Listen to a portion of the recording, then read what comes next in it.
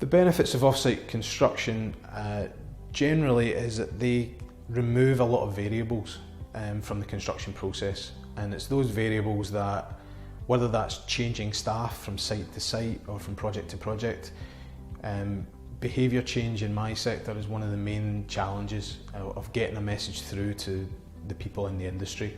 But off-site construction has, as I've said previously, efficiency benefits.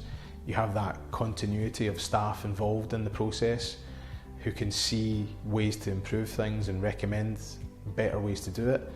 And generally with a manufacturing background, they have that understanding of raw materials in, product out. Anything else has to be avoided. So they are constantly trying to eliminate waste because they understand that that's an unnecessary byproduct of a process.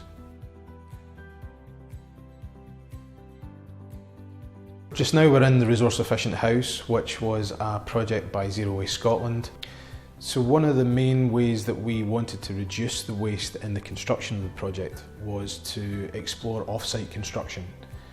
It's a well-known fact that if you build things in a manufacturing environment, the likelihood of waste being produced is a lot less because it's controlled, it's not subject to weather conditions, it can be more efficient.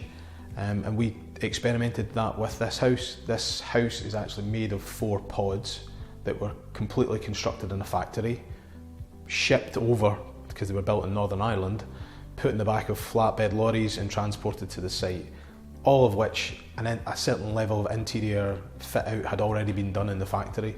And that proved to be a success. On a traditional 3-bed house, we've seen research that says that you can produce between 5 and 13 tonnes of waste per unit.